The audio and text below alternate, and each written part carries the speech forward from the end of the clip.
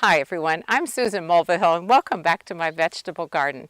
You know, it is late October and it is time for the final tour of my vegetable garden. If you've been following me along, you know that I've been filming a series of videos showing you how the vegetables were coming along. The garden has been great this year, but this fall we have gotten rainstorm after rainstorm after rainstorm. We've been breaking records right and left, and that has made it really hard for me to harvest the last of the veggies, especially root crops. So I'd like to take you along to look at how things are going. We've got a break in the weather at least till tomorrow, and so this is a perfect time. As you can see, I'm covered with dirt from head to toe because I've been frantically digging. So let's take a look. As you can see, the cabbages form beautiful heads. We're slowly but surely harvesting them and using them. The next bed is the remnants of a cover crop. I'm just going to leave that there for the winter. Now the next bed I harvested carrots and also the parsnips, and I have to laugh at this one. This one is a whopper.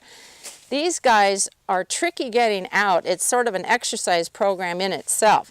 Now what we're going to do is we're going to hose off the soil off of the roots, cut off the leaves, and then those are going to go into bread sacks and into the fridge, or we'll put them into some moist hay, and that stores really well that way. The next two beds are field peas, which are a cover crop. I'm just going to leave them in the beds for the whole winter. They can just die off, and then I'll turn them over in the spring. This next bed here, my husband just finished planting our garlic crop. You always plant them in this region in the fall to harvest the next summer.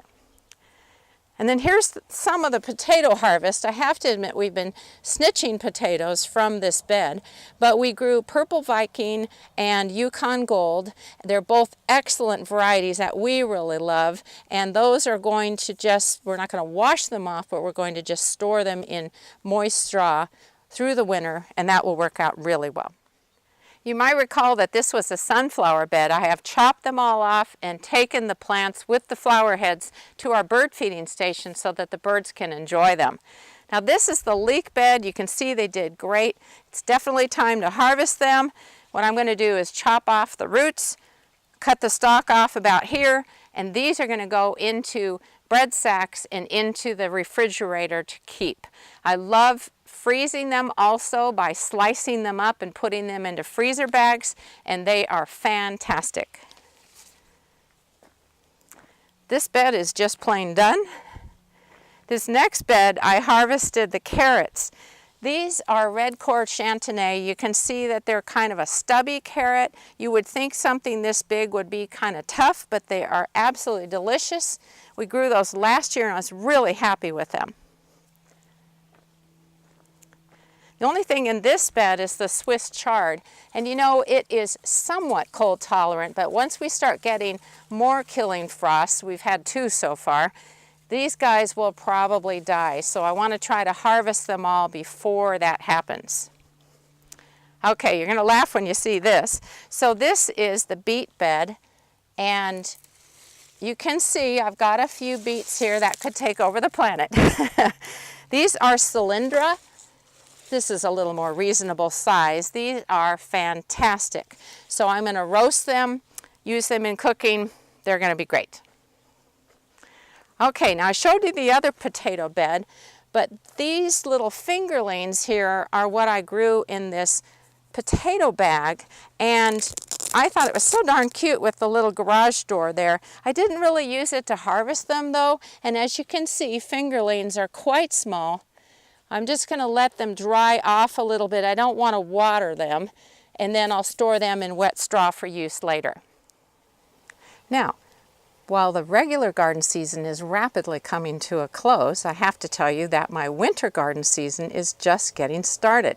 In this hoop house, I am growing some very cold tolerant veggies, such as Bordeaux spinach, this guy right here, Vate's kale, which is one of the hardiest kales around.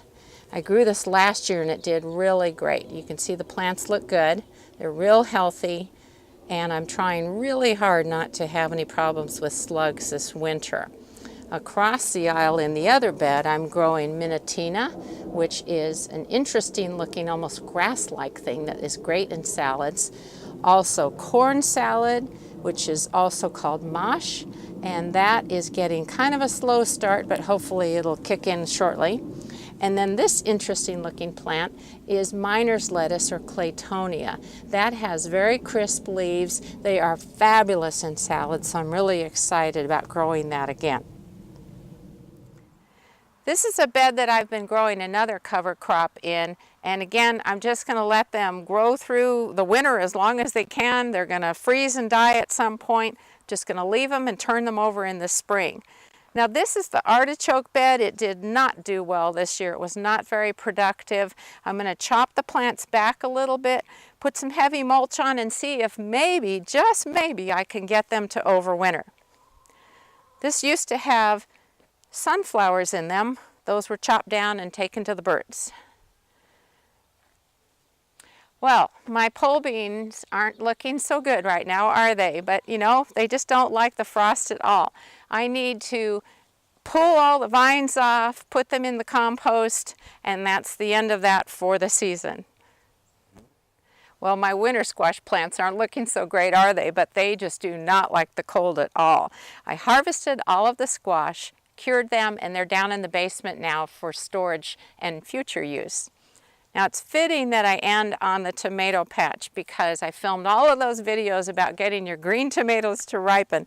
And don't you think that nothing looks sadder than a tomato plant that's been frosted? They look pretty pathetic. I do hope that you've enjoyed these videos. I hope that you had an awesome garden season, and perhaps the next thing you're going to see in this garden is snow. Take care.